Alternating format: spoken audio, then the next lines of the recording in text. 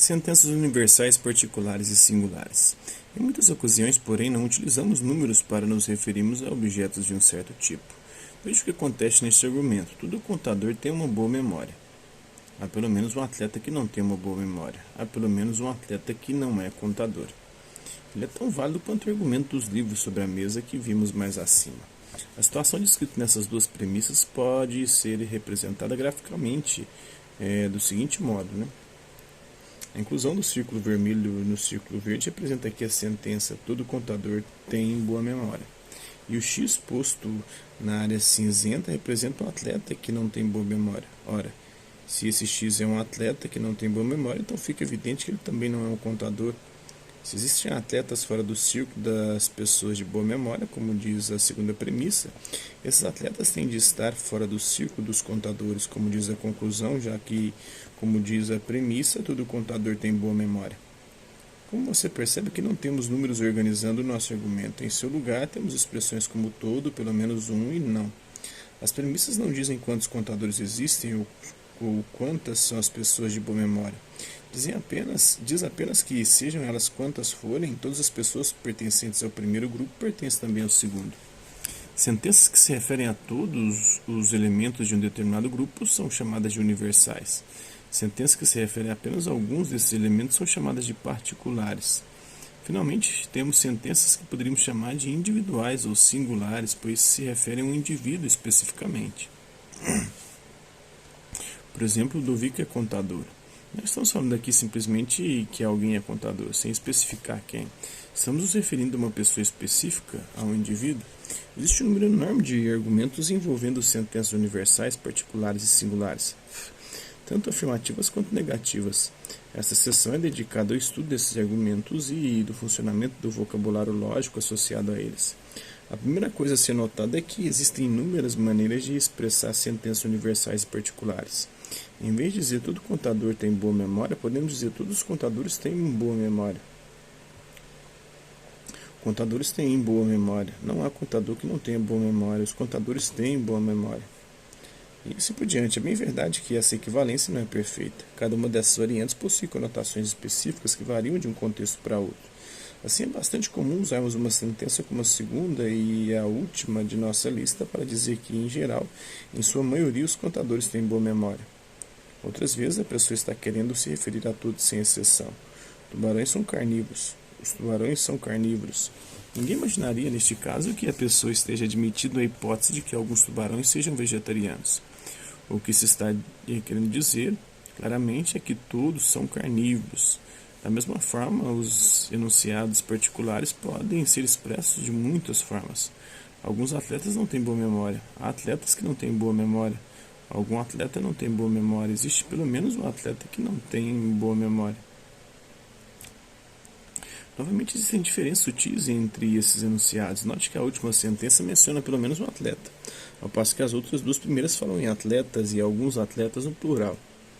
Em determinados contextos, o uso do plural nesse tipo de sentença deve ser levado em conta.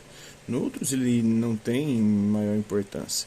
Se digo que alguns alunos serão selecionados para ganhar uma bolsa de estudo e só um aluno for selecionado, haverá dúvidas a respeito da natureza da minha promessa.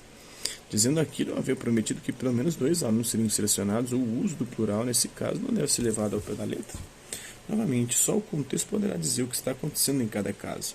No que diz respeito à lógica, porém, essas coisas têm de estar muito bem determinadas, pois dizer pelo menos um é muito diferente de dizer pelo menos 2 ou pelo menos 3.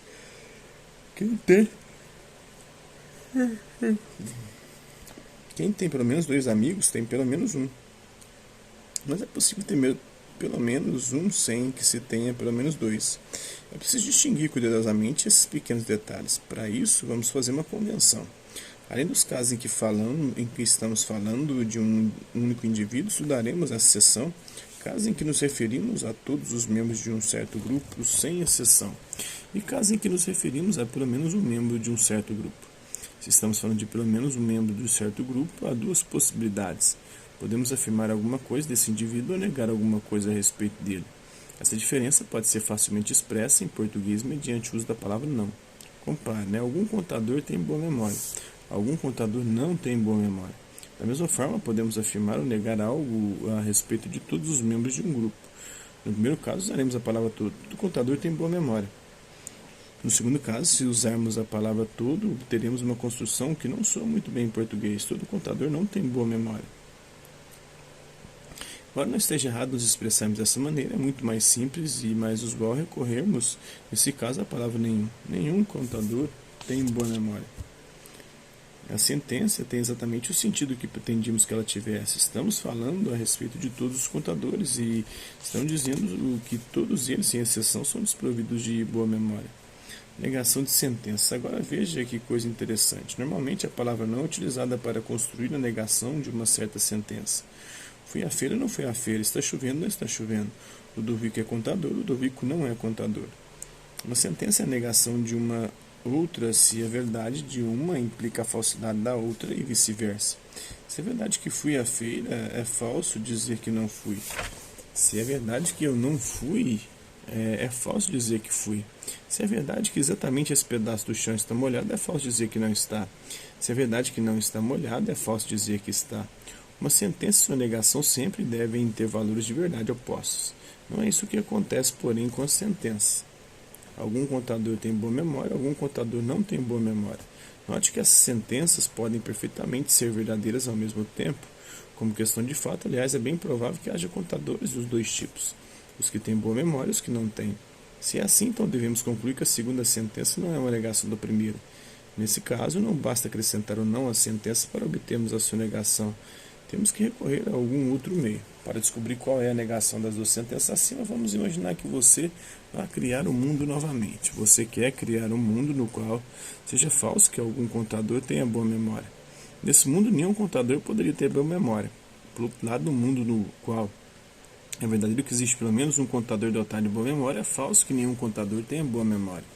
Isso nos mostra que a negação de algum contador tem boa memória não é algum contador não tem boa memória, mas sim nenhum contador tem boa memória. Da mesma forma, a negação de algum contador não tem boa memória é todo contador tem boa memória. Pois a única forma de criar um mundo no qual seja falso que exista um contador com boa memória é criar um mundo no qual todos tenham. Temos, portanto, 4 tipos de sentenças a considerar. Elas se opõem duas a duas.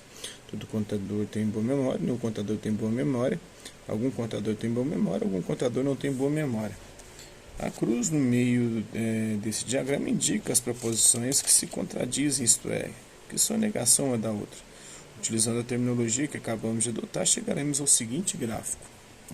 Tem a universal afirmativa, a universal negativa, a particular afirmativa e a particular negativa. A negação de uma sentença universal afirmativa é sempre a sentença particular negativa correspondente. A negação de uma sentença universal negativa é sempre a sentença particular afirmativa correspondente. Esse esquema, com os 4 tipos principais de sentença, foi exposto pela primeira vez por Aristóteles, em seu Tratado da Interpretação. Ele ficou conhecido com o nome de quadrado da oposição, pois nele estão representadas as principais oposições existentes entre proposições desse tipo. Nas diagonais temos sentenças contraditórias entre si, isto é, sentenças que se negam umas às outras. À esquerda temos proposições afirmativas, à direita proposições negativas, acima temos proposições universais, abaixo proposições particulares. Então é isso aí, espero que vocês tenham gostado do vídeo. Curtiu? Dá um like, não curtiu, dá um dislike. Hasta la vista, babies, até a próxima.